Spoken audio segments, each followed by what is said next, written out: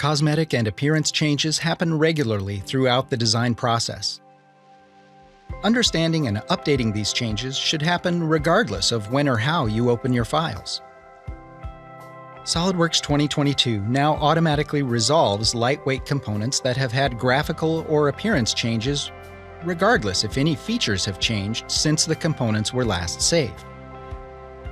This ensures that your components will always appear correctly. SOLIDWORKS introduced a unique and simplified way to incorporate complex textures within your designs in a previous release. By leveraging unique appearances on faces, bodies, or components, textures can be created on those surfaces to generate complex geometry quickly. SOLIDWORKS 2022 delivers increased performance and responsiveness when creating these oftentimes complex and highly detailed textures, meaning you can use them in more places without sacrificing performance.